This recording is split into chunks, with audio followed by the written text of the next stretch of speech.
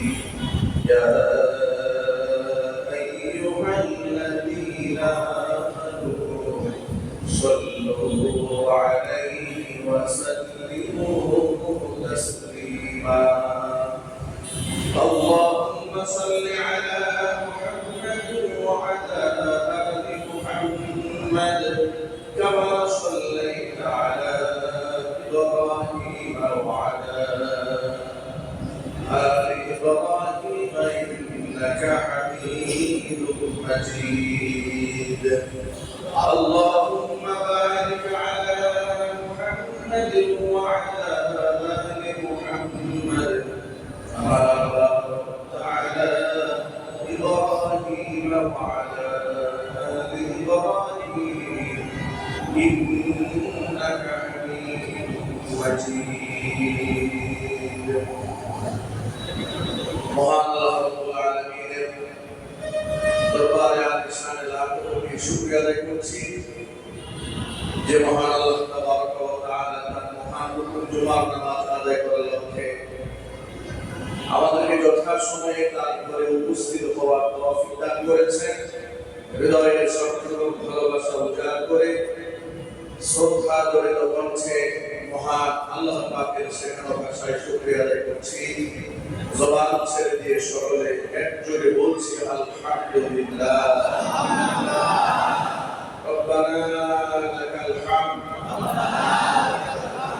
হামদান কাসীরা طيبا مباركا فيه يا ربي لك الحمد كما ينبغي لجلال وجهك وعظيم سلطانك আল্লাহ তাবারক ওয়া তাআলা আমাদের জুমার নামাজকে কবুল করুন। আমিন। আমাদের জিন্দেগীর গুনাহ খাতা আল্লাহ তাআলা মাফ করে দিন। আমিন।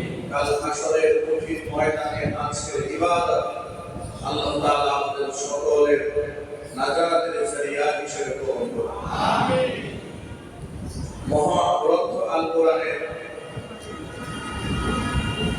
বহু আয়াতে আল্লাহ রাব্বুল আলামিন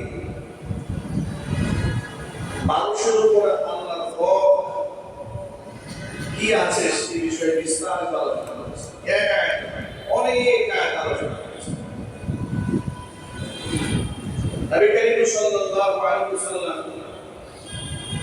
সামগ্রিক আয়াতের খুলাসা সারসংক্ষেপ এক কথায় উত্তর দিয়ে বলেছেন, আল্লাহর উপর বান্দার হক, বান্দার উপর আল্লাহর হক। আল্লাহর উপরে বান্দার হক, যে বান্দা অবশ্যই আল্লাহ তাআলার ইবাদত করবে, তার সাথে কাউকে শরীক স্থাপন করবে, এটা বান্দার উপরে কার হক? আল্লাহর হক। ঠিক অনুরূপভাবে বান্দা আবার আল্লাহর হক আদায় করবে, আল্লাহর ইবাদত করবে, আল্লাহর সাথে কাউকে শরীক স্থাপন করবে না। আল্লাহ পাকের উপর তো হক আমরা দাবি করে বসাতে পারবো না, কিন্তু আল্লাহ বান্দার হক নিজের উপর নিজে নিয়ে আল্লাহ ঘোষণা করেছেন যে বান্দা আমার ইবাদত করবে কিন্তু আমার সাথে শরীক স্থাপন করবে না, ওই বান্দাকে আমি জান্নাতে প্রবেশ করাই। এটা বান্দার হক। আচ্ছা, আপনারা একটু জোর আওয়াজে বলুন, আমরা কি দাবি করে আল্লাহর কাছে কিছু আদায় করতে পারবো? আমাদের দাবি মানতে কি আল্লাহ বাধ্য? আমরা যা চাবো আল্লাহ দিতে হবে, এরকম ফোর্স করার অধিকার আমাদের আছে? আমরা আল্লাহ কি বান্দা, গোলাম। আমরা কার গোলাম? গোলামের তো কোনো দাবি দেওয়া হয় না। গোলামের কাজ হচ্ছে দাসত্ব করা, আবেদন পেশ করা, কবুল করা মানে মুনিব। যদি কবুল করা আলহামদুলিল্লাহ, কবুল না করলেও রবের বিরুদ্ধে অভিযোগ তোলার ক্ষমতা বান্দাকে দেওয়া হয়। আর আল্লাহ আল্লাহু বিযাল্লামিন লিল আবিদ, বান্দার উপর আল্লাহ জুলুমকারী নয়। যা আপনি যা প্রাপ্য সে প্রাপ্য আল্লাহ আপনাকে দেবে না, এটা হবে না। বরং আমি আপনি যতটুকু করবো আল্লাহর জন্য, আল্লাহ সেটাকে 10 গুণ থেকে সমস্ত বৃদ্ধি করে আপনাকে দান করে দেবেন। আন্দোলন তো প্রশ্নই আসে, আল্লাহ তো সীমাহীন ভান্ডার, এখানে হিংসা করে কমানোর কিছু নেই। হাদিস শরীফে এসেছে, হাদিসে কুদসিতে এসেছে, বান্দা যদি আমার দিকে হেঁটে হেঁটে আসে, আমি আমার রহমতের ভান্ডার দিয়ে বান্দার দিকে দৌড়ে যাই। বান্দা যদি আমার কাছে এক জেলা এক হাত আসে, আমি বান্দার দিকে 2 হাত দিকে, বান্দা যদি আমার দিকে 1 বিগত আসে শিবরাম, এই বান্দার দিকে 2 বিগত দিকে, বান্দা যদি আমার দিকে হেঁটে আসে, আমি আমার গোটা রহমতের ভান্ডার দিয়ে বান্দার দিকে দৌড়ে যাই। যে রব তার বান্দার উপরে এত ক্ষমাশীল, আপনি তার বিরুদ্ধে অভিযোগ করতে সুযোগই পাবেন না। কিন্তু আমার উপরে আল্লাহর হক আছে। সে হকটা কি? সে হক হচ্ছে আমি গোলাম হিসেবে আমার মনিবের সাথে কাউকে শরীক স্থাপন করতে পারবো না। এতে করে যে আমার মৃত্যু হয়, এতে করে যদি আমাকে জবাই করা হয়, আমি আমার এই আদর্শ বিষয় আদর্শ থেকে বিচ্ছুত পাবো। নবী করিম সাল্লাল্লাহু আলাইহি ওয়াসাল্লাম পৃথিবীর সবচেয়ে উত্তম চরিত্রের মানুষ। এই ক্ষেত্রে আদর্শিক কম্প্রোমাইজ করতে না পারায় তাকে এলাকা ছাড়তে হয়েছে, বাড়ি ছাড়তে হয়েছে। যিনি এলাকার সবচেয়ে বিশ্বস্ত মানুষ, তাকে মিথ্যাবাদী তকমা পেতে হয়েছে, জাদুকর তকমা পেতে হয়েছে, পাগল শুনতে হয়েছে, উন্মাদ শুনতে হয়েছে, জেনে ধরেছে, এই ধরনের বক্তব্য শুনতে হয়েছে। তারা কিন্তু কম্প্রোমাইজ করতে চেয়েছে। আবু জাহাল, উতবা, সাইবা, ওয়ালিদ ইবনে মুগীরার পক্ষ থেকে প্রস্তাব দেওয়া হয়েছিল, মুহাম্মদ সাল্লাল্লাহু আলাইহি ওয়াসাল্লাম, আপনাকে আমরা এত ভালোবাসি, এত শ্রদ্ধা করি, আপনাকে সেই আমরা যুগ যুগ ধরে আল্লাহকে খেতাব দিয়ে এসেছি। আপনি অতি সত্যবাদী, অতি আমানতদার। আমরা মূর্তি পূজারী হলেও আমাদের স্ত্রী সন্তানদের স্বর্ণ গহনাগুলো আপনার বাড়িতে আমরা গচ্ছিত রাখি। সুবহানাল্লাহ বলবেন না? একটু আন্দাজ করেন, মূর্তি পূজারীরা তাদের নিজেদের আমানতের স্বর্ণ এবং অলংকারগুলো গচ্ছিত রাখে আবু জেহেলের কাছে নয়, উতবা সাহেবের কাছে রাখে না। আবু জেহেলের অনুসারীরাও টাকা জমা রাখে কার কাছে? মুহাম্মদ সাল্লাল্লাহু আলাইহি ওয়াসাল্লামের কাছে। সুবহানাল্লাহ। বর্তমান আধুনিক বিশ্বে তো ব্যাংক আছে, ব্যাংকের লকারে আপনি স্বর্ণ জমা রাখতে পারবেন। তৎকালীন যুগে লকার ছিল না, ব্যাংক ছিল না, লোকেরা সম্পদ গচ্ছিত রাখতো আমানতদার ব্যক্তিদের কাছে। আপনি গ্রামগঞ্জে এখনো দেখবেন অশিক্ষিত পুরুষ মহিলারা কিছু টাকা পয়সা পেলে সমাজের সচেতন শিক্ষিত ভদ্রলোকের বাড়ি থেকে বলে, বোন ভাই, আমার কাছে আমার ছেলে বিদেশ থেকে কিছু টাকা পাঠিয়েছে, আমার তো রাখার সমস্যা, আমার ব্যাংক থেকে নাই, কিন্তু তোমার কাছে রাখো। এই কালচারটা বর্তমান সমাজে এখনো গ্রামগঞ্জে আছে না? আরো জোরে বলে। শিশু বাচ্চাদেরকে কেউ গিফট করলে হাদিয়া দিতে, তখন যিনি দিচ্ছে তিনিও বলেন, টাকাটা মায়ের কাছে নিয়ে দাও, বাবার কাছে নিয়ে দাও। মানে এর কাছে সম্পদটা রক্ষিত নয়, অরক্ষিত। ঠিক অনুরূপভাবে 1000 বছর আগে আবু জাহাল এত বড় কাফের, তার সাথে বিরাট বড় গ্যাং পার্টি ছিল, বিরাট বাহিনী, লাঠিয়াল বাহিনী ছিল। তারা মুহাম্মদ সাল্লাল্লাহু আলাইহি ওয়াসাল্লামের কাছে টাকা দিতে রাখতো, কিন্তু টাকাটা আবু জেহেলের কাছে রাখতো না। সুবহানাল্লাহ। এর মানে তারা বুঝে নিয়েছিল লিডার হিসেবে আবু জেহেলকে মানলেও তারা বিশ্বাসী মানুষ হিসেবে মুহাম্মদ সাল্লাল্লাহু আলাইহি ওয়াসাল্লামকে মানত। যার দরুন হিজরতের রাতে, যে রাতে নবী হিজরত করে মক্কা ছেড়ে মদিনায় চলে যাবে, সেই রাতে চতুর্দিকে কাফেররা যখন তলোয়ার নিয়ে দাঁড়িয়ে গেল তাকে হত্যা করার জন্য, নবী সাল্লাল্লাহু আলাইহি ওয়াসাল্লাম ঘুমের মধ্যে ছিলেন। জিবরাইল আলাইহিস সালাতু ওয়াস সালাম এসে তাকে ঘুম থেকে জাগ্রত করে হুজুরকে বললেন, ও মুহাম্মদ সাল্লাল্লাহু আলাইহি ওয়াসাল্লাম, কুফাররা উন্মুক্ত তলোয়ার নিয়ে আপনার ঘরের চতুর্পাশে দাঁড়িয়ে গেছে আপনাকে হত্যা করার জন্য। আল্লাহ তাআলা আপনি হিজরতের নির্দেশ দিয়ে সামনে চলে যান। নবী জিজ্ঞেস করলেন, কোথায় যাব? মদিনায় চলে যাব। এটা আল্লাহ পাকের পক্ষ থেকে আপনাকে ওয়াদা করা হয়েছে। আমি বের হব কি করে চতুর্পাশে এতগুলো লোক দাঁড়ানো তলোয়ার নিয়ে? জিবরাইল আলাইহিস সালাতু ওয়াস সালাম শিখিয়ে দিলেন, নবীজি আপনার ভয়ের কোনো কারণ নাই, এক মুষ্টি বালি করে আপনি হাতের মধ্যে নিয়ে নেন, বিসমিল্লাহ বলে দোয়া করেন, পানি গুলো আপনি বাকিতে ছড়িয়ে দেন, বাদ বাকি দায়িত্ব আল্লাহ রাব্বুল আলামিনের। নবীজি সাল্লাল্লাহু আলাইহি সাল্লাম ঘর থেকে বের হয়ে যাওয়ার পুরো মুহূর্তে তার দিকে তত্ত্বাবধানে থাকা তার চাচাতো ভাই হযরত আলী রাদিয়াল্লাহু আনহু ঘুম থেকে জাগালেন। আলীকে বললেন, আলী, আমার কাছে পরিচিত এই মক্কার কুরাইশ কাফেরদের বেশ কিছু স্বর্ণ অলংকার আছে, গহনা আছে, টাকা পয়সা আছে, এটা অমুকের, এটা অমুকের, এটা অমুকের, সবটাই তো তোমাকে দিলাম। আমি চলে যাওয়ার পরে প্রত্যেকের পানি বাদে গিয়া টাকা পয়সা আমানত গুলো তাহলে পৌঁছায় দিবে।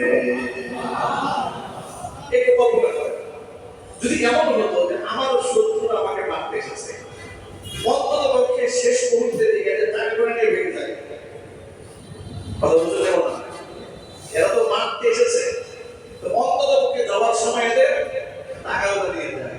মুহাম্মদ সাল্লাল্লাহু আলাইহি সাল্লাম বললেন, এদের প্রত্যেকের টাকাটা তোমাকে দিলাম, এবার তুমি বাড়ি বাড়ি পৌঁছায় দিও, আর তুমি একটা কাজ করবে, আমার চাদরটা মুড়ি দিয়ে ঘুমায় থাকবে, আমার চাদর মুড়ি দিয়ে ঘুমায় থাকবে, আর তোমাকে বলে দিলাম অবশ্যই মদিনাতুল মুনাওয়ারায় তোমার সাথে আমার সাক্ষাৎ হবে। হযরত আলী রাদিয়াল্লাহু আনহু একটু সামান্য বিচলিত হলেন না, বরং রাসূল পাক সাল্লাল্লাহু আলাইহি ওয়াসাল্লাম চাদর মুড়ি দিয়ে ঘরের মধ্যে শুয়ে গেলেন। তিনি বলেন, আমার ঘরের মধ্যে কোনো সংখ্যা ছিল না, এই জন্য হুজুর বলেছেন মদিনায় গিয়ে তার সাথে আমার সাক্ষাৎ হবে। নবীজি খাওয়া বলেন না, আমি কনফার্ম হয়ে গেছিলাম মক্কার লোকেরা মুহাম্মদ সাল্লাল্লাহু আলাইহি সাল্লাম হিসেবে আমাকে টুকরা করা আর রাস্তা থাকলো না, জোরে বলেন সুবহানাল্লাহ। ভাই আমার এই অংশ থেকে আমি যা বোঝাতে চেয়েছি সেটা হলো মুহাম্মদ সাল্লাল্লাহু আলাইহি সাল্লামের কাছে আমানতের টাকা কাফেররা রাখতো, মুশরিকরা রাখতো, শুধুমাত্র তার ছাড়া আদর্শিকভাবে বিরোধ হতে পারে না, তাওহীদ আল্লাহর একাত্মবাদিতা বিশ্বাসী হতে পারে না। কারণ নবী সাল্লাল্লাহু আলাইহি ওয়াসাল্লাম তাওহীদের ক্ষেত্রে কোনো কম্প্রোমাইজ করেন না, আল্লাহর বিশ্বাসের ক্ষেত্রে কোনো কম্প্রোমাইজ করেন না। কতটা বিশ্বাসের জায়গা আল্লাহ রাসূল দখল করে বসেছিলেন। আল্লাহ নবীকে আবু জাহালের পক্ষ থেকে প্রস্তাব দেওয়া হলো, মুহাম্মদ, তোমার মাঝে আমাদের মাঝে যে দূরত্ব তৈরি হয়েছে, জায়গা জমির কারণে নয়, রাজনৈতিক কারণে নয়, ক্ষমতা দখল করা নিয়ে নয়, চেয়ার নিয়ে নয়, টাকা পয়সা নিয়ে নয়, প্রভাব পরিবর্তির দিক থেকে নয়, তো একটা দিক থেকে দূরত্ব তৈরি হয়েছে। তুমি এক আল্লাহর ইবাদত করো, আমরা 33 কোটি দেবতার ইবাদত করি, এই পার্থক্য করে না, এই পার্থক্য। তাহলে কাজ করি, আমরা যেন মিলেমিশে থাকতে পারি, এটা ফর্মুলা দেব। কথা কি বুঝতে পারছেন আপনারা? আমার কথা কি স্পষ্ট বোঝা যাচ্ছে? কারা কারা স্পষ্ট বুঝতে পারে হাত তুলে দেখতে পারেন। এই ইম্পর্টেন্ট কথা খুব মনোযোগ সহকারে শুনবেন, এই কথাটা অন্তত পক্ষে নিজের নিঃশ্বাস জমার যায় এবং আসে, এই কথাটা মনে রাখবেন মুমিন মুসলমান হিসেবে। আবু জাহাল মক্কা সাইবা ওয়ালিদ ইবনে মুগীরা মক্কার কাফেররা মুহাম্মদ সাল্লাল্লাহু আলাইহি ওয়াসাল্লামের প্রস্তাব নিয়ে এসেছে। প্রস্তাবটা কি? মিলেমিশে থাকার প্রস্তাব। কিসের প্রস্তাব জোরে বলেন?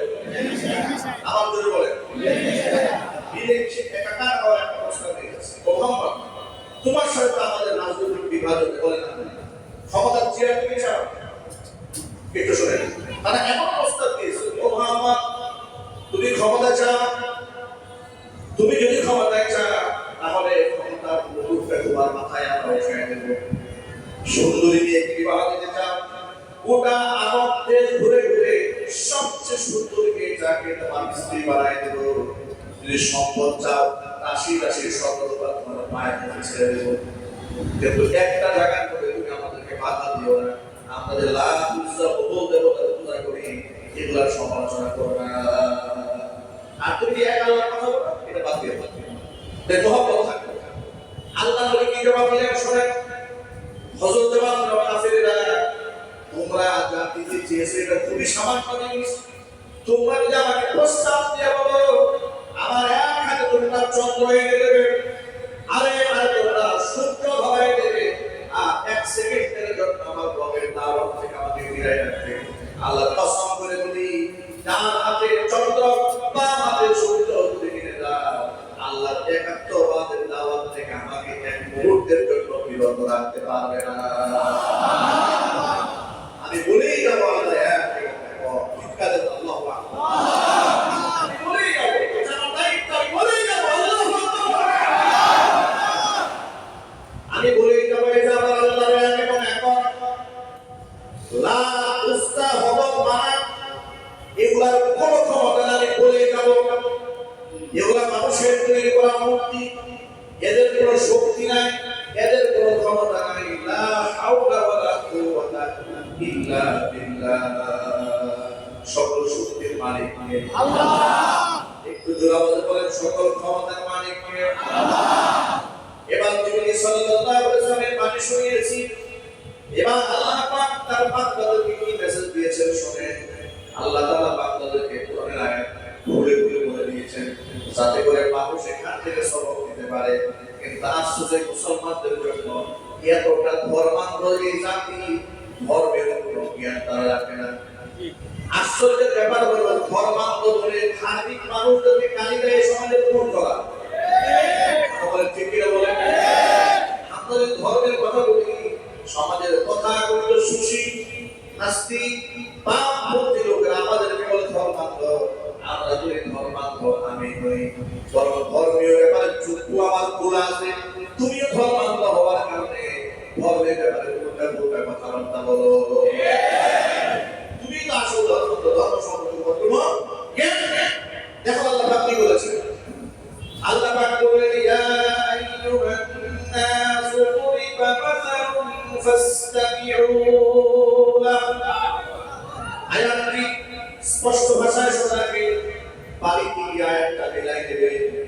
এই মাদানী হুজুর মিম্বারে বসে কি ওয়াজ করলো, এটা তো আপনার একটু বুঝার দরকার। এটা ঈমানের ব্যাপার, আকীদার ব্যাপার। আয়াত নাম্বার বলে দিলাম, আয়াতটা আবার মুখস্থ থাকার সঙ্গে তো কোরআন খুলে বলেছে আপনাদের সামনে। আচ্ছা, আয়াতগুলো আমার মুখস্থ নাই, আমি তো হাফেজ, আমার তো আল্লাহর রহমতে পুরো 30 পারা মুখস্থ। এরপরে যে মাঝে মাঝে আপনাদের সামনে কোরআন হাতে নিয়ে বসি, কেন বসে যাবে? আপনাদের অন্তরের প্রশান্তির জন্য হুজুর আল্লাহ কোরআন দেখে দেখে আমাদেরকে বুঝাইছে। বাকি দেওয়ার সুযোগ নেই তো। আপনি কাল হাসরের মাঠে বলবেন হুজুর আমাদেরকে বুঝাই নাই, কোনো উপায় থাকবে না, পিতায়া চালানো কোথায় দেওয়া হবে? কি বুঝাই না আল্লাহ, কি বুঝাই না আল্লাহ। দেখেন আল্লাহ তাআলা কি বলেছেন, ইয়া আইয়ুহান নাসু, মানব মণ্ডলী বলে নাই ইয়া আইয়ুহাল মুসলিমুন, হে মুসলমানরা শোনো না।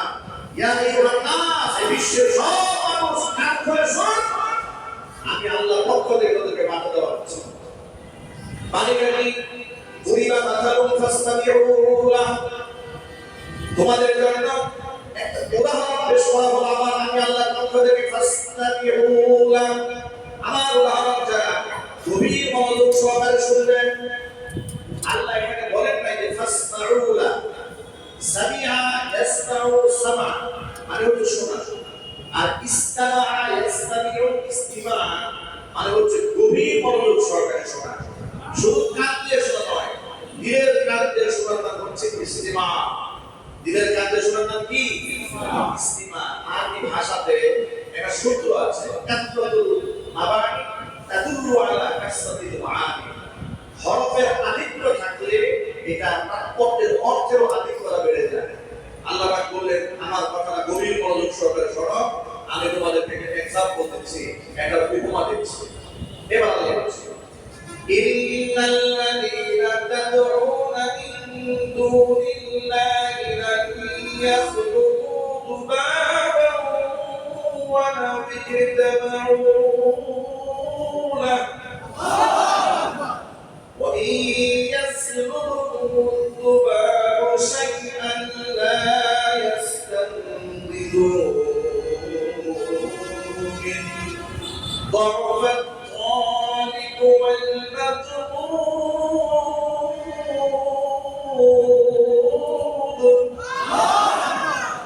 আল্লাহ পাক বলেন, সর্বদাহার সময় তোমাদেরকে বুঝায় বলি। কে বুঝাচ্ছেন? আল্লাহ বলছেন একটু বুঝায় বলে শোনো। ইন্নাল্লাযীনা তাদউনা মিন দুনিল্লাহ, আমি আল্লাহকে বাদ দিয়ে তোমরা যে সমস্ত দেবদেবীর উপাসনা করো।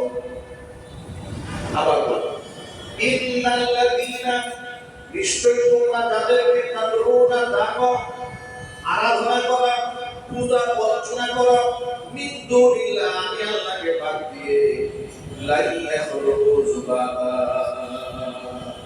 ওরা একটা মাছি বানাতে পারবে না। আল্লাহ বলছে কোশ্চিনকালে, ওরা কোশ্চিনকালেও একটা মাছি বানাতে পারবে না। ওরা অভিজিতা মারুলা, এটা বানানোর জন্য পৃথিবীর যত দেবী মূর্তি আছে সব যদি একত্রিত হয়, একটা মাছি বানাবে দূরের কথা, একটা মাছি নেহা বানাতে পারবে না। আরো জোরে বলেন না। তাহলে আল্লাহ বলছেন ওরা বানাতে পারবে তো দূরের কথা, এদের চোখের সামনে থাকে বলে রকমের খাবার, এদের নাকের ডগায় বসে যদি খাবার করে এদের হাত থেকে ছিনিয়ে নিয়ে নেয়, লা ইয়াস্তানকিজুহু মিনহু, এতটাই দুর্বল এই সমস্ত দেবদেবীরা, একটা মাছির কাছ থেকে সামান্য খাবার উদ্ধার করার ক্ষমতা এদের নাই। এই কথার মধ্যে কি আপনাদের সন্দেহ আছে? আর চিল্লায় বলেন না। এরপর আল্লাহ বলছেন দরফাল তালিব ওয়াল মাতলুব, তাহলে কি বোঝা গেল? যে ব্যক্তি চেয়েছে সে দুর্বল, দুর্বলের কারণে তাকে তার কাছে চেয়েছে। আল মাতলুব যাকে চাওয়া হয়েছে সেটা আরো দুর্বল, তার এক দুর্বল আরেক দুর্বলের কাছে চেয়েছে। আল্লাহ তাআলা কত সুন্দর করে বুঝিয়ে বললেন বান্দারে, যে একটা মাছি বানাতে পারে না, একটা মাছি জানা বানাতে পারে না, এতগুলো হাত থাকতে, পা থাকতে, দেবদেবী থাকতে, মাছির কাছ থেকে একটা কিছু উদ্ধার করার ক্ষমতা যার কাছে নাই, আমি আল্লাহকে বাদ দিয়ে তাদের কাছে তোমরা কেন যাও? সুবহানাল্লাহ বলবেন না। এই কথাগুলো ওরা মানল না। কাফেররা না মানাতে কারণ হেদায়েতের মালিক তো আল্লাহ পাক। এই জানি আপনাদেরকে এত করে বুঝাবার পরেও দেখবেন এই সমাজের কিছু লোকেরা মুক্তির সামনে চলে যাবে। যতই মারা শুনবে মানবে না। ওই আবু জেহেল তো এই কাজটা করেছে। এবার শোনো আবু জেহেল কি প্রস্তাব করলো, মুহাম্মদ সব বুঝলাম, তুমি যা বলবে শুনলাম, সব শুনলাম, কিন্তু শোনো মুহাম্মদ, আমরা মিলেমিশে থাকতে চাই। কি হতে চাই? মিলেমিশে থাকতে চাই। এক কাজ করতে মিলেমিশে তো এইভাবে থাকা যাবে। তুমি এক আল্লাহর কথা বলবো, আমরা 33 কোটি দেবতা বলবো, তাহলে দেখো ঝগড়া লেগেই থাকবে। কথা বুঝতে কষ্ট হচ্ছে? আর তুমি বলবো এক আল্লাহ, আর আমরা বলবো লাত আছে, উজদা আছে, হবল আছে, মানাত আছে, একটা বিরোধ তৈরি থাকবে না? তাহলে কাজ করি, কাজটা কি? কাজটাকে কম্প্রোমাইজ একটা সিস্টেমে চলে যাবে। সিস্টেমটা কি? যে মাঝে মাঝে আমরা আমাদের সরল বল নিয়ে তোমার আল্লাহকে সেজদা দিয়ে দেবে, আর তুমি মাঝে মাঝে তোমার সাহাবীদেরকে নিয়ে এসে আমাদের দেবের দেবীর সামনে সেজদা দেওয়া দরকার নাই, একটু ফুলটুল দিয়ে দেবে, বাস সবার সমান হয়ে গেল। যে কাজগুলো যে হাজার বছর আগে প্রস্তাব পেশ করা হয়েছিল শয়তানের পক্ষ থেকে আবু জেহেলের মাধ্যমে, সেই কাজগুলো আমাদের সমাজের নেতারা করে যাচ্ছে। কথা বুঝলেন এখন? এবার এই প্রেক্ষিতে আল্লাহ তাআলা কোরআন শরীফে সূরা নাযিল করেন। সেই সূরার নাম সূরাতুল কাফিরুন। সূরার নাম কি? কাফিরুন। আর চিল্লায় বলেন কাফিরুন। এবার সূরা কাফিরুন আল্লাহ কি বলে? ওদের প্রস্তাবের প্রেক্ষিতে নাযিল হলো সূরা কাফিরুন। আল্লাহ তাআলা প্রস্তাবের জবাবটা কি দিবেন? আল্লাহ তাআলা বললেন নবীকে আপনি বলে দিন কুল ইয়া আইয়ুহাল কাফিরুন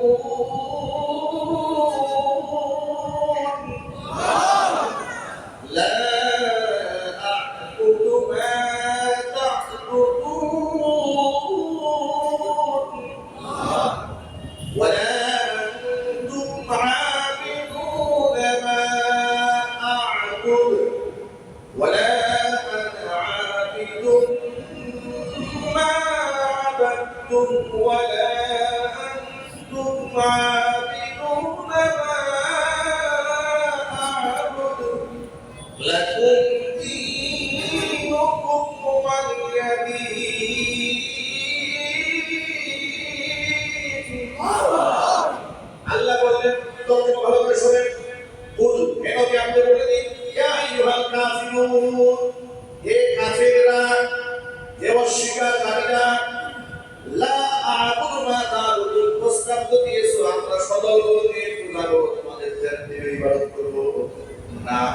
লা আ'বুদু মা তা'বুদুন, তোমরা যার ইবাদত করো তার ইবাদত আমি করব না। ওয়ালা আনতুম আ'বিদুনা মা আ'বুদু, আমি যে আল্লাহর একত্ববাদে বিশ্বাস যে আল্লাহর ইবাদত করি তার ইবাদত তোমরা করবে না। যেহেতু তোমরা যার ইবাদত করবো তার ইবাদত আমি করব না, আর আমি যার ইবাদত করব তার ইবাদত তোমরা করবে না। ওয়ালা আনা আ'বিদুন মা আ'বাদতুম, তোমরা যার ইবাদত করেছো তার ইবাদত আমি করবে না। ওয়ালা আনতুম আ'বিদুনা মা আ'বুদু, ভবিষ্যতেও আমি যার ইবাদত করি তোমরা তার ইবাদত করবে না। এটাই যেহেতু হয়ে গেছে, তাহলে এক কাজ করি, লাকুম দীনুকুম ওয়ালিয়া দীন, তোমরা তোমাদের ধর্ম নিয়ে থাকো, আমরা আমাদের ধর্ম নিয়ে থাকি। সুবহানাল্লাহ বলেন। এই দেশের মুনাফিক মূর্খরা বলেছে এই আয়াতে নাকি ধর্মনিরপেক্ষতার কথা বলা হয়েছে। এই আয়াতে বলা হয়েছে যে আপনার ধর্ম শেষ পালন করবে নাকি? না, এই আয়াতে বলা হয়েছে যেহেতু তোমরা আমার আল্লাহর ইবাদত করবে না, লাকুম দীনুকুম ওয়ালিয়া দীন, তোমাদের ধর্ম নিয়ে বলা ঠিক না? বলেন ওয়ালিয়া দীন, আমি আমার ধর্ম নিয়ে থাকি। মুফাসসিররা আয়াতে তাফসীর করে লিখেছে লাকুম দীনুকুম ওয়ালিয়া দীন, তোমাদের ধর্মের পরিণতি তোমরা ভোগ করবে, আমাদের ধর্মের সুফল আমরা ভোগ করব। এখানে কি সবাই আল্লাহ একভাবে দিলেন নাকি ভাগ করে দিলেন? ভাগ বুঝুটা করেছে নাকি? আপনি করেছে আল্লাহ তাআলা জোড়া বলে মুসলমানের সন্তান হয়ে থাকবে, জবাব দিতে হবে ভাগ কে করে দিয়েছেন? আল্লাহ দুনিয়াতে ভাগ করে দিয়েছেন। সেখানে গত বছরের নামে একটা উদাহরণ দিয়ে বলছে আমাদের মধ্যে ধর্মের কোনো পরিচয় থাকবে না।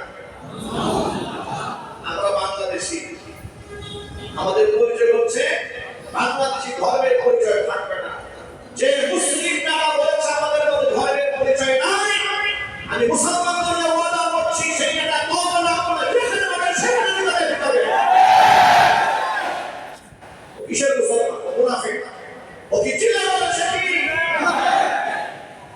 যে বলেছে ধর্মের কোনো পরিচয় নেই, দেশের পরিচয় থাকবে, ও মুনাফিক। ও কি চিল্লা বলে? মুনাফিক। আর ব্যাকগ্রাউন্ড তালাশ করেন ও জাতবাদ, আর ব্যাকগ্রাউন্ড তালাশ করেন বদমাশ, চরিত্রের ঠিক নাই। ধর্মের পরিচয় এই পৃথিবীতে মানুষ হিসেবে ধর্মের পরিচয় সবার, ঠিক কিনা? আশ্চর্য হয়ে যায় মুসলমান, যে শিরকের গুনাহ এত ভয়ঙ্কর, যে শিরকের ভয়াবহতা এত বেশি, 100 বার জিনা করলে যে গুনাহ হয় তার চেয়ে ভয়াবহ গুনাহ হয় একবার শিরক করলে। 100 বার ব্যভিচার করলেও মানুষ কাফের হয় না। 100 বার চুরি করলে সেই ব্যক্তি জাহান্নামে যাবে, কোনো সিউরিটি নাই। আল্লাহ হয়তো ভালো কোনো কাজে তাকে ক্ষমা করতে পারে, কথা বুঝতে পারবেন। আপনি মিথ্যা কথা বলেছেন, হয়তো বা চুরি করেছেন, জেনা করেছেন, ব্যভিচার করেছেন, দুর্নীতি করেছেন, মানুষের অধিকার নষ্ট করেছেন। আল্লাহ যদি চান কোনো ভালো আমল কবুল করে, কিংবা যে বান্দার হক নষ্ট করেছে বান্দা আপনাকে ক্ষমা করে দিয়েছে, যদি আল্লাহ চান তাহলে হয়তো আপনাকে ক্ষমা করে দিতে পারেন। কিন্তু শিরক এত বড় গুনাহ, আল্লাহ আয়াত নাযিল করে জানিয়ে দিয়েছেন বান্দারে, ইন্নাল্লাহা ইয়াগফিরু আন ইউশরাকা বিহি ওয়া ইয়াগফিরু মা দুনা যালিকা লিমান ইয়াশা ওয়া মান ইউশরিক বিল্লাহি ফাকাদ ইফতারা ইসমান আযীমা। ও বান্দারা শোনো, আমি আল্লাহ ক্ষমা করব না, শিরক কালেও পাপ করব না। যে ব্যক্তি আমার সাথে শরীক স্থাপন করবে তাকে ছাড়া অন্য গুনাহ যারা করেছে, যত বড় কবিরা গুনাহ করুক না কেন, তাকে খুশি তাকে আমি আল্লাহ তাআলা মাফ করে দেব। সুবহানাল্লাহ। আই ইউশরিক বিল্লাহ, যে আমার সাথে শরীক স্থাপন করলো, ফাকাদ ইফতারা ইসমান আযীমা, সে আমার উপরে মারাত্মক অপবাদের বোঝা চাপায় দিবে। বলেন নাউযুবিল্লাহ।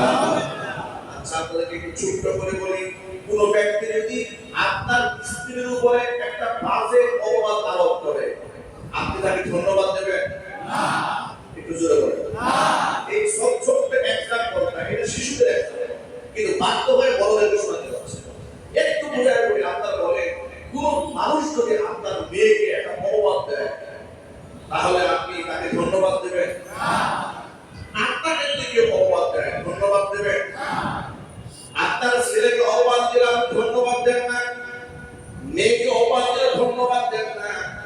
স্ত্রীকেও বাতিল ধন্যবাদ দেন না, অত মুশরিকরা আল্লাহর সাথে শিরিক করছে, আপনি তার শুভেচ্ছা দেন।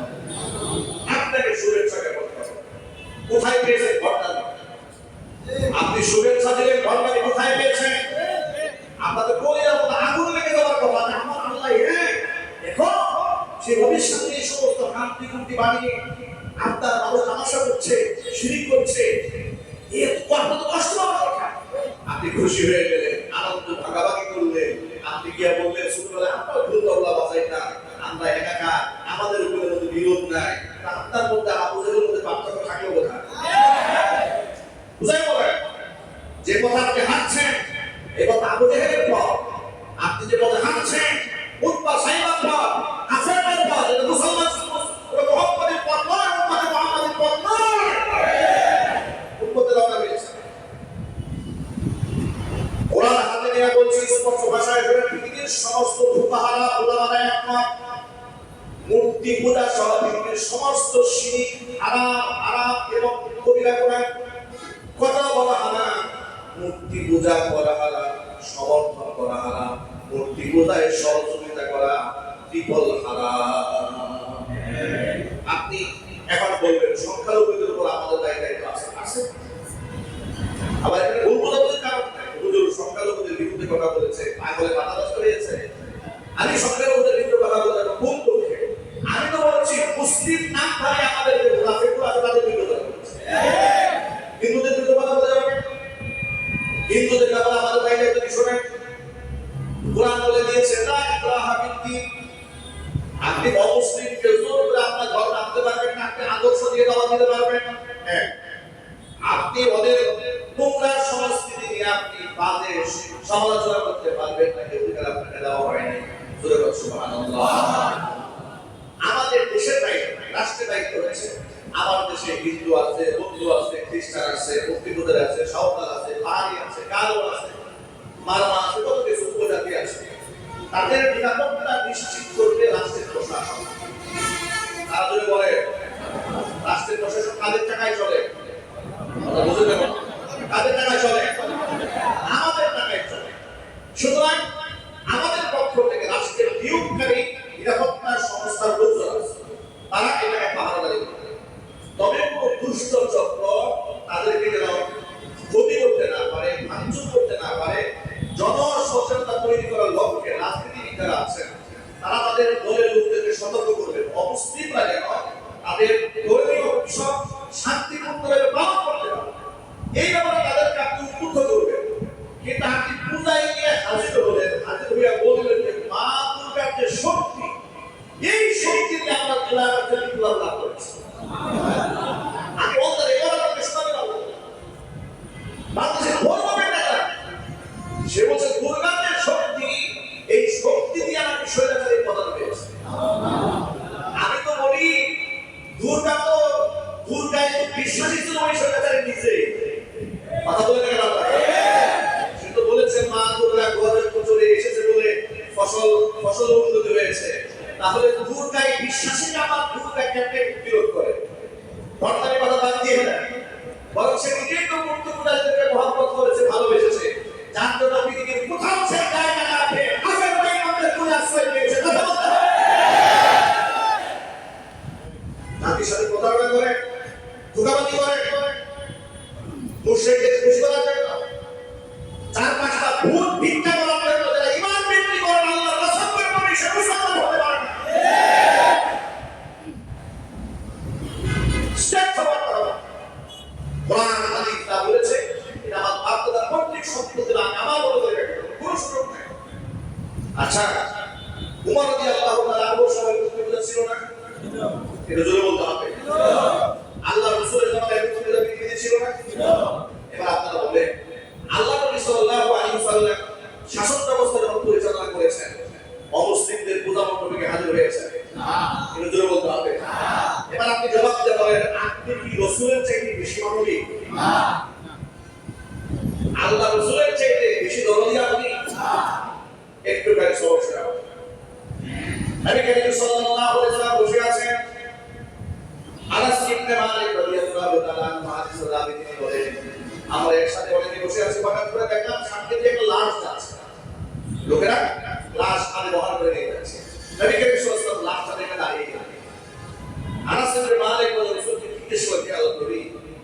ইন্নাহু ইহুদি, তো ইহুদির লাশ আছে, আপনি দাঁড়িয়ে গেলেন, সম্মান করলেন, হুজুর বললেন আলাইসা ওয়া বিনাসি। ইহুদি হলে কি হবে? সে মানুষ ছিল না? সুবহানাল্লাহ বলেন। সে মানুষ, এই মানুষকে সম্মান দিয়েছে। আল্লাহু আকবার। রাসূলের ঘরে জামায়াত করতে জগতে ইহুদি পালক, ইহুদি পালক জামায়াত করতে রাসূলের ঘরে আসতো, মাঝে মাঝে টুকটাকি খেদমত করতো।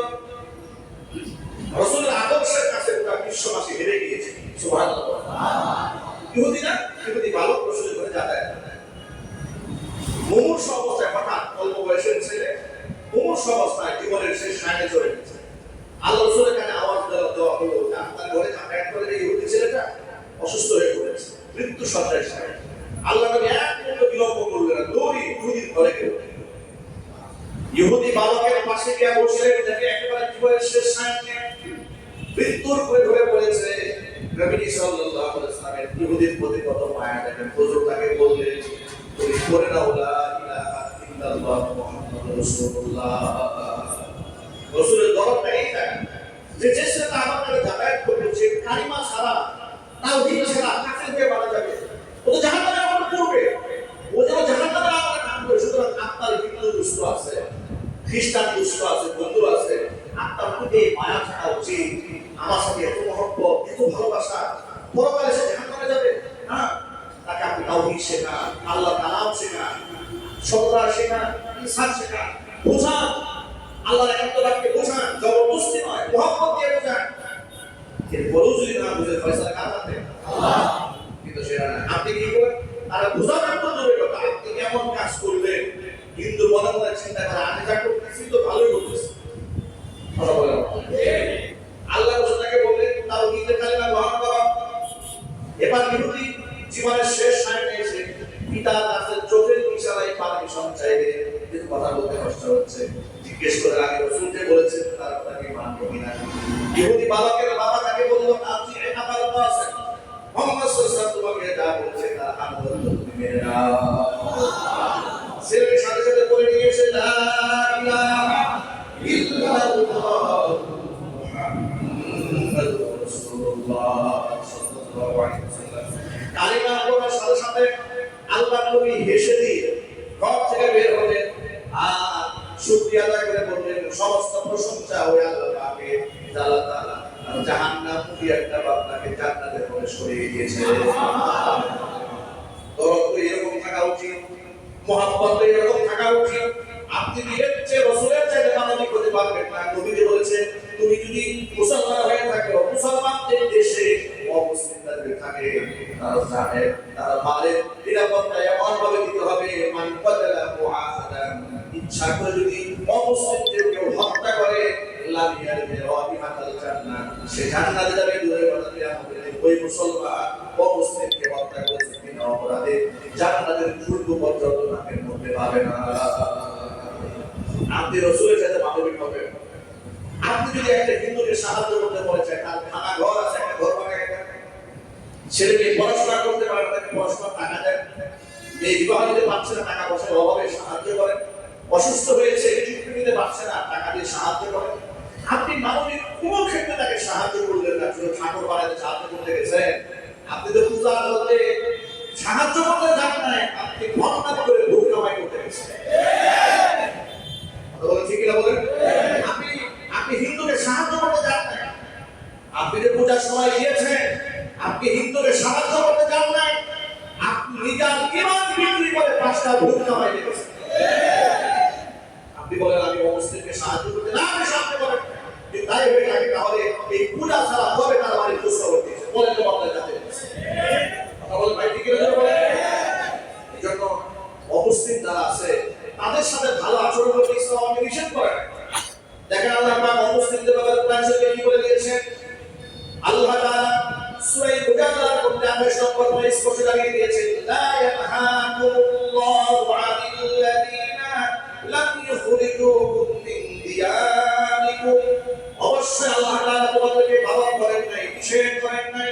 লা ইয়ানহাকুমুল্লাহু আনিল্লাযীনা লাম ইউকাতিলুকুম ফিদ-দীন, যারা ধর্মীয় ব্যাপারে তোমাদের সাথে যুদ্ধ করে নাই, ওয়ালা ইখরিজুকুম মিন দিয়ারিকুম, তোমাদেরকে ঘর থেকে বের করে দেয় নাই।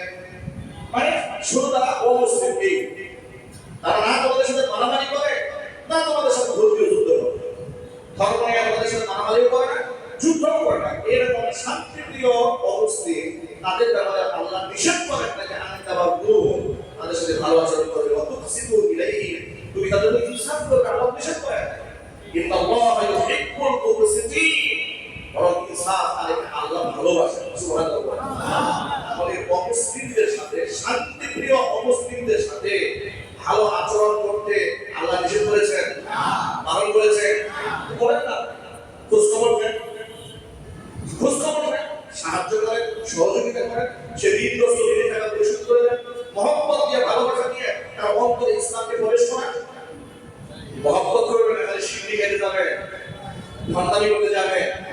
মনে রাখবেন, ওমর ফারুক রাদিয়াল্লাহু তাআলা আনহু বলেছেন, অমুসলিমদের আনন্দ উৎসব পূজা অনুষ্ঠানে সময় তোমরা তাদের সেই অনুষ্ঠানে যাবে না, প্রবেশ করবে না, কারণ তখন আল্লাহর পক্ষ থেকে শিরকের অপরাধে তাদের উপর গজব নাযিল হবে। এই কথা ওমর ফারুক রাদিয়াল্লাহু তাআলা বলেছেন। এই কথা জানার পরে কোন মুসলমান আশ্চর্য চেহারা নিয়ে মন্দিরে যেতে পারে?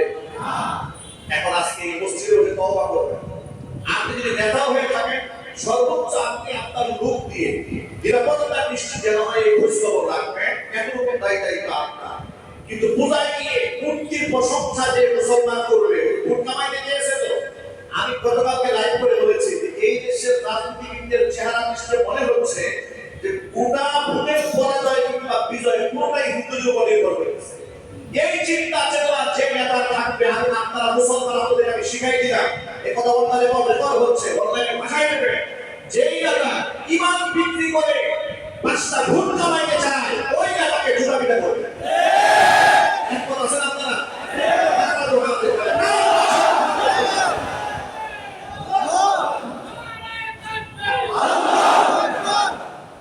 তাওহীদের ক্ষেত্রে শিরকের কাজ কিয়ামতের কি জবাব দেবেন আল্লাহর কাছে?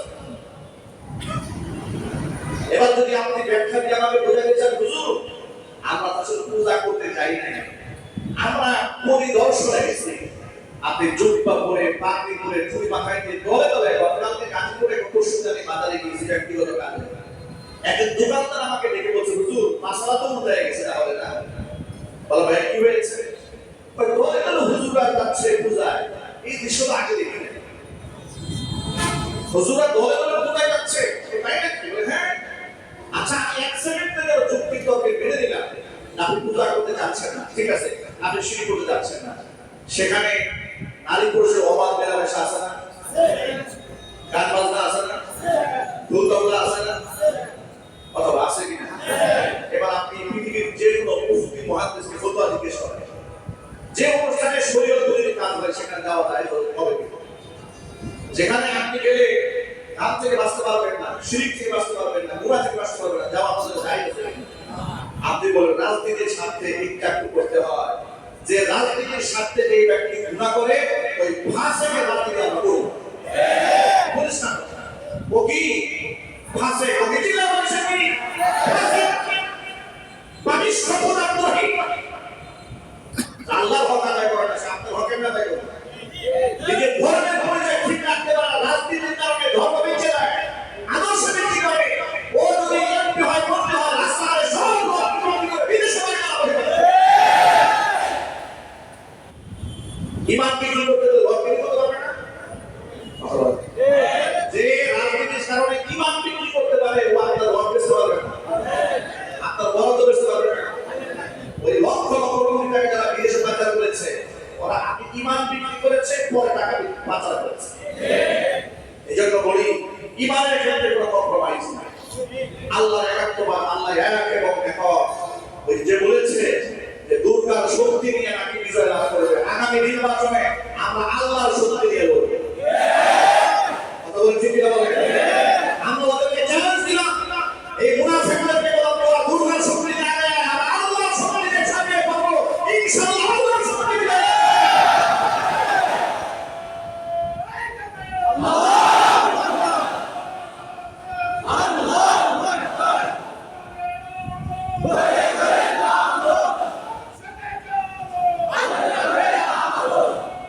সুতরাং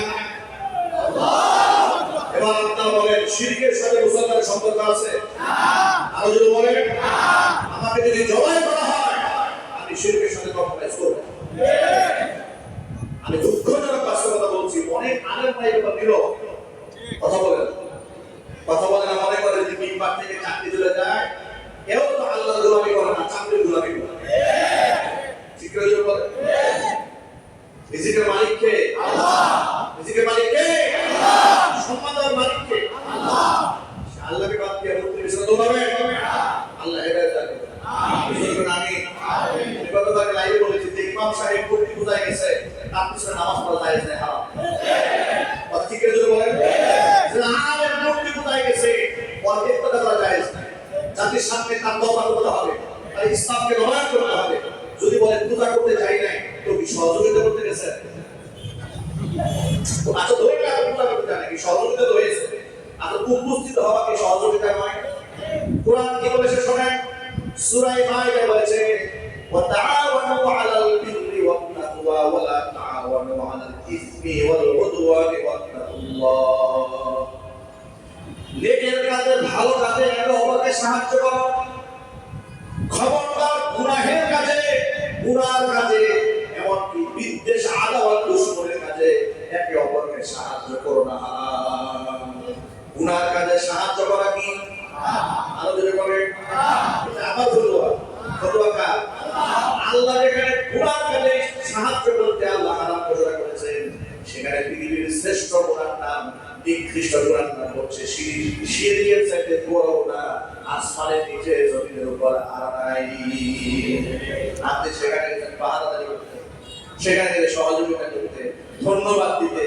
আবার একজন দেখলাম মাথায় টুপি দিয়ে মুখে দাঁড়িয়ে নিয়ে মূর্তির সামনে দাঁড়ায় বলছেন আমি এই দুর্গা উৎসব উপলক্ষে এখানে আসতে পেরে আল্লাহর শুকরিয়া আদায় করতেছি। ও মানুষটা শয়তান, মুসলমানরা মুনাফিক। মাথায় টুপি দিয়ে মুখে দাঁড়িয়ে বলছে আমি দুর্গা পূজায় উপস্থিত হতে পেরে আল্লাহর শুকরিয়া আদায় করতেছি। সীমা থাকা উচিত, মূর্খতার একটা মাত্রা থাকা উচিত। আল্লাহর শুকরিয়া কোন জায়গায় আদায় করতে হয় তাও তার কাজ হয়ে বসে আছে। যেটা আমি বলেছি, আমি ফেসবুকে কমেন্ট বক্সে লিখেছি যে মূর্তি পূজায় অংশগ্রহণ করতে গিয়া যে ব্যক্তি বলে আলহামদুলিল্লাহ আমি আল্লাহর শুকরিয়া আদায় করি, যে আবু জেহেলের জীবন তো নাতি। ঠিক কিনা জোরে বলেন? আল্লাহ তাআলা আমাদের হেদায়েত দান করুন। আমিন। জোরে বলেন আমিন। অমুসলিমরা ধর্ম পালন করুক, আমাদের কোনো আপত্তি নাই। রাষ্ট্র নিরাপত্তা দেবে, তাদের কোনো সমস্যা নাই। আমি মুসলমান, আমি তাদেরকে দুনিয়ার যে কোনো ব্যাপারে সহযোগিতা করলেও আমি শিরকি কাজে, গুনাহগার কাজে সাহায্য করতে পারবো না ইনশাআল্লাহ। আল্লাহ রাব্বুল আলামিন যেন আমাদেরকে বোঝার তৌফিক দান করেন। জোরে বলেন আমিন।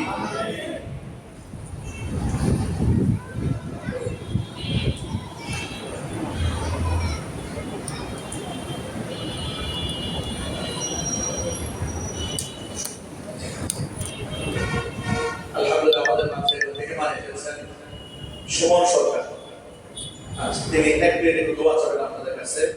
আমি এমানকে